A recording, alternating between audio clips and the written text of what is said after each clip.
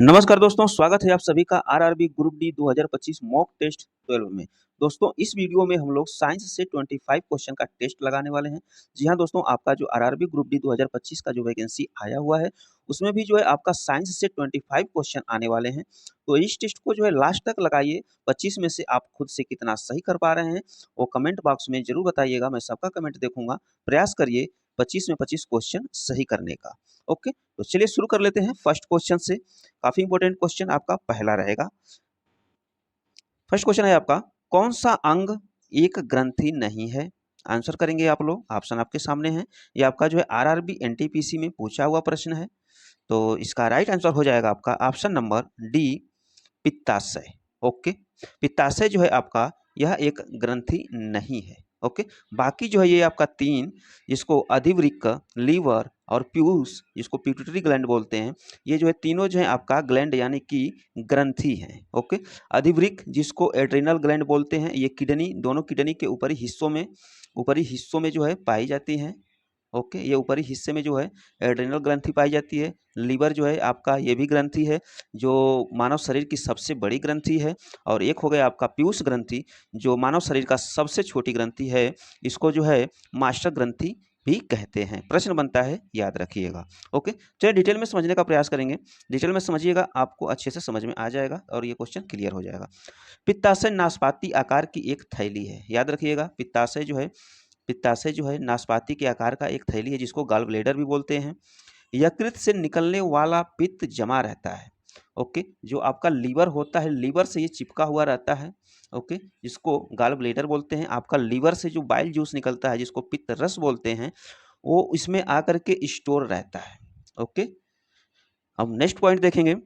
पित्त पीले हरे रंग का क्षारीय द्रव है। ये क्षारीय क्यों है, इस बात को थोड़ा ध्यान दीजिएगा। क्षारीय क्यों है, मैं आपको बताया हूं कि जिस पदार्थ का पीएच मान 7 से अधिक रहेगा वो क्षारीय कहलाएगा, और जिस पदार्थ का पीएच मान 7 से कम रहेगा वो अम्लीय कहलाएगा, और जिस पदार्थ का पीएच मान 7 रहेगा वो जो होता है उदासीन कहलाता है। ओके, याद रखिएगा। तो इसका पीएच मान जो है 7.7 है। इस वजह से जो है पित्त को क्षारीय कहा जाता है। ओके, पित्त वसाओं का इमल्सीकरण करता है, यानी कि भोजन के पाचन में सहायता करता है, यानी कि सहयोग करता है। Okay, clear. चलिए नेक्स्ट क्वेश्चन का आंसर करेंगे आप लोग। नेक्स्ट क्वेश्चन आएगा, निम्नलिखित में से शरीर का की द्वितीय सबसे बड़ी ग्रंथि कौन सी है? तो इसका आंसर करेंगे आप लोग। तो इसका राइट आंसर हो जाएगा ऑप्शन नंबर डी, अग्नाशय। अग्नाशय जिनको पेनक्रियाज भी बोलते हैं, ये आपका मानव शरीर की दूसरी सबसे बड़ी ग्रंथि है। तो पहली कौन सी है? तो पहली मैं आपको अभी बताया, यकृत, जिसको लीवर बोलते हैं। ओके, लीवर जो है सबसे बड़ी ग्रंथि है। इसके बाद जो है आपका अग्नाशय हो जाएगा। और यही प्रश्न बन जाएगा आपका कि सबसे छोटी ग्रंथि कौन सी है? तो मैं अभी आपको बताया पिट्यूटरी ग्लैंड, यानी कि जिसको पिट्यूटरी यानी कि पीयूष ग्रंथि बोलते हैं। ओके, इसको मास्टर ग्रंथि भी बोलते हैं। ठीक, चलिए नेक्स्ट क्वेश्चन का आंसर करेंगे आप लोग। देखिए यहाँ पे प्रश्न पूछ भी दिया है, शरीर में मास्टर ग्रंथि किसे कहा जाता है? ये आपका एनटीपीसी में पूछा हुआ प्रश्न है। तो अभी मैं आपको बताया पिट्यूटरी ग्लैंड को बोलते हैं, जिसको पीयूष ग्रंथि बोलते हैं। ठीक, चलिए नेक्स्ट क्वेश्चन का आंसर करेंगे आप लोग। नेक्स्ट क्वेश्चन रहेगा आपका, इंसुलिन निम्नलिखित में से मनुष्य के किस अंग से निकलता है? आंसर करिए, बताइए। तो इसका राइट आंसर हो जाएगा ऑप्शन नंबर ए, पेनक्रियाज। ओके, पेनक्रियाज से निकलता है। चलिए डिटेल में समझिएगा। पेनक्रियाज में पाए जाने वाले लैंगर हैंस द्वीपिका से इंसुलिन स्रावित होता है। ओके, इंसुलिन की कमी से मधुमेह रोग हो जाता है, यानी कि शुगर हो जाता है। ओके, याद रखिएगा, इंसुलिन की कमी से कौन सा रोग होता है? तो मधुमेह रोग होता है। ये काफ़ी इंपॉर्टेंट है, ये डायरेक्ट क्वेश्चन बनता है, याद रखेंगे ये पॉइंट। चलिए नेक्स्ट क्वेश्चन का आंसर करेंगे आप लोग। नेक्स्ट क्वेश्चन रहेगा आपका, लिगामेंट जोड़ता है। काफी इंपॉर्टेंट है, लिगामेंट जोड़ता है। तो हड्डी को हड्डी से, ओके, हड्डी को हड्डी से जोड़ को लिगामेंट बोलते हैं, यानी कि लिगामेंट द्वारा जो है ये जुड़ता है। अब यही आपका प्रश्न बन जाए कि हड्डी को पेशी से कौन जोड़ता है? तो आपको आंसर करना है टेंडन। ओके, इसको हिंदी में कंडरा बोलते हैं। क्या बोलते हैं? कंडरा बोलते हैं। ये भी प्रश्न आपका बन सकता है, दोनों पॉइंट आप लोग याद रखिएगा। ठीक, चलिए नेक्स्ट क्वेश्चन का आंसर करिएगा आप लोग। क्वेश्चन नंबर 5 रहेगा आपका, पेनिसिलिन की खोज किसने की थी? डायरेक्ट क्वेश्चन बन गया है आपका। तो इसका राइट आंसर हो जाएगा आपका Alexander Fleming. Option number A is the right. Okay, Alexander Fleming ने जो है पेनिसिलिन की खोज की थी। ये आपका एनटीपीसी में पूछा हुआ प्रश्न है।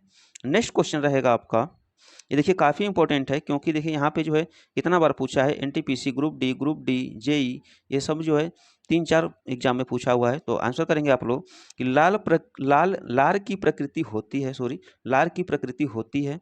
बताइए लार की प्रकृति कैसी होती है? तो option number A is the right, अम्लीय होती है। ओके, डिटेल में समझिएगा। लार की प्रकृति अम्लीय होती है, इसका पीएच मान जो होता है 6.8 होता है। ओके, इसलिए जो है इसको अम्लीय कहते हैं। नेक्स्ट क्वेश्चन, निम्नलिखित में से कौन सा लार यानी कि सैलिवा का लाभ नहीं है? आंसर करेंगे आप लोग। तो इसका राइट आंसर हो जाएगा ऑप्शन नंबर बी, यह शरीर में वृद्धि, आरबीसी की वृद्धि करते हैं। Option number B is the right. इसमें प्रश्न कैसे कह रहा है, देखिए ध्यान दीजिएगा यहाँ पे, निम्नलिखित में से कौन सा लार का लाभ नहीं है? ओके, लाभ नहीं है। देखिए यह निगलने में मदद करती है, ये तो बात सही है। दूसरा है आपका, यह शरीर में आरबीसी की वृद्धि करते हैं, नहीं, बिल्कुल गलत। तो यही सही हो जाएगा। ठीक, यह मुख तथा दांतों को साफ रखते हैं। जी हाँ, लार द्वारा जो होता है मुख की सफाई रहती है और दांत भी साफ रहते हैं। ठीक, तो इसका राइट आंसर हो जाएगा ऑप्शन नंबर बी। ओके, ये आपका आरआरबी ग्रुप डी और एनटीपीसी में पूछा हुआ प्रश्न है। नेक्स्ट क्वेश्चन रहेगा आपका, दूध का सफेद रंग निम्नलिखित में से किसकी उपस्थिति के कारण होता है? आपका जेई में पूछा हुआ प्रश्न है, आंसर करेंगे आप लोग। तो इसका राइट आंसर हो जाएगा option number C, carotene. Okay, carotene की उपस्थिति के कारण जो होता है दूध का सफेद रंग होता है। ओके, अब यहाँ से थोड़ा ध्यान दीजिएगा, 4-5 क्वेश्चन जो है वो काफ़ी इंपॉर्टेंट है। क्वेश्चन छोटा है लेकिन ये बड़े बड़े एग्जाम में पूछा जाता है। देखिए कौन सा क्वेश्चन है आपका, 1 नैनो सेकेंड में होते हैं। आंसर करेंगे आप लोग। तो इसका राइट आंसर हो जाएगा option number C, 10⁻⁹ second. Okay, चलिए नेक्स्ट क्वेश्चन है आपका, एक एंगस्ट्रॉम में कितने मीटर होते हैं? बताइए। तो इसका राइट आंसर हो जाएगा option number D, 10⁻⁻10 metre. Okay, ये आपका आरआरबी ग्रुप डी में पूछा हुआ प्रश्न है, 3rd शिफ्ट में। नेक्स्ट क्वेश्चन है आपका, ये जो है आप लोग थोड़ा ध्यान दीजिएगा, 5-6 क्वेश्चन में कंटिन्यूअस ले लिया हूँ, तो इसको ध्यान दीजिएगा। 1 माइक्रोन बराबर है, बताइए 1 माइक्रोन कितने के बराबर है? तो इसका राइट आंसर हो जाएगा ऑप्शन नंबर सी, 1/1000 mm के बराबर है, यानी कि मिमी के बराबर है। ओके, यानी कि इसको ऐसे भी लिख सकते हैं कि 10⁻³ कितना 3 mm। ओके, के बराबर है। ऐसे अगर ऑप्शन में रहेगा तो ये भी आपका सही रहेगा। ठीक, नेक्स्ट क्वेश्चन रहेगा आपका, 1 पिकोग्राम होता है, कितने के बराबर होता है? बताइए। तो इसका राइट आंसर हो जाएगा ऑप्शन नंबर बी, 10⁻12 ग्राम के बराबर होता है। ये आपका जो है ग्रुप डी में पूछा हुआ प्रश्न है। चलिए नेक्स्ट क्वेश्चन, और काफी इंपॉर्टेंट, 1 फैदम बराबर होता है। तो इसका राइट आंसर हो जाएगा ऑप्शन नंबर बी, 1.80 km के बराबर होता है, किलोमीटर के बराबर होता है। Option number B is the right. Okay, चलिए नेक्स्ट क्वेश्चन का आंसर करेंगे आप लोग। क्वेश्चन नंबर 14, रडार का प्रयोग किस लिए किया जाता है? तो इसका राइट आंसर हो जाएगा आपका दूरस्थ वस्तुओं की पहचान करना और ऊर्जा का पता लगाना। Option number A is the right. Okay, ये आपका जो है आरआरबी ग्रुप डी में पूछा हुआ प्रश्न है। नेक्स्ट क्वेश्चन का आंसर करेंगे आप लोग, ऐसे परमाणु जिनके परमाणु क्रमांक समान परंतु परमाणु द्रव्यमान भिन्न भिन्न होते हैं कहलाते हैं। तो इसका राइट आंसर हो जाएगा समस्थानिक। Option number A is the right.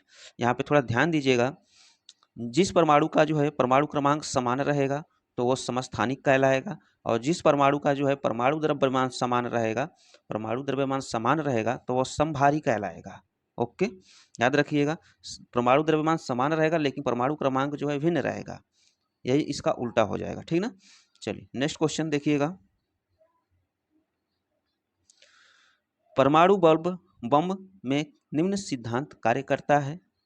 तो इसका राइट आंसर हो जाएगा आपका ऑप्शन नंबर बी, नाभिकीय विखंडन। Okay, option number B is the right. ये आपका जो आरआरबी ग्रुप डी में पूछा हुआ प्रश्न है सेकंड शिफ्ट में। नेक्स्ट क्वेश्चन,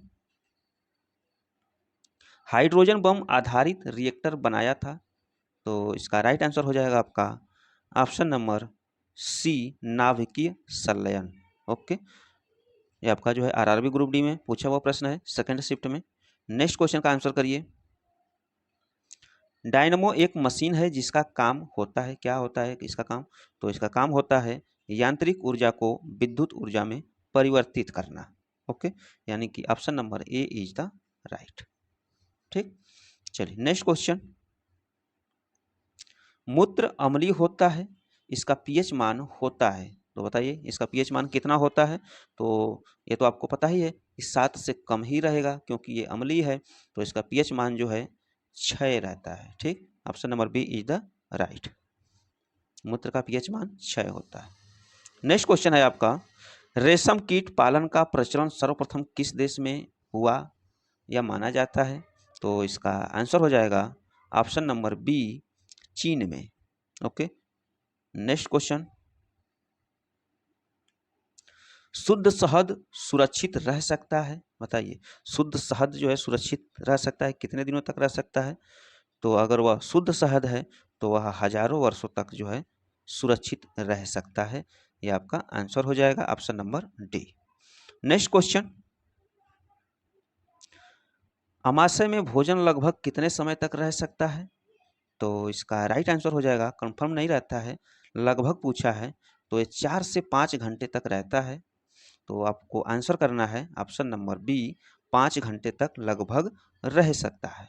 ओके, चलिए नेक्स्ट क्वेश्चन रहेगा क्वेश्चन नंबर 23, संपूर्ण शरीर में किसी असामान्य या विकृति का पता लगाने हेतु प्रयोग किया जाता है, तो किसका प्रयोग किया जाता है? तो कंप्यूटेड टोमोग्राफी स्कैन का प्रयोग किया जाता है। Option number B is the right हो जाएगा।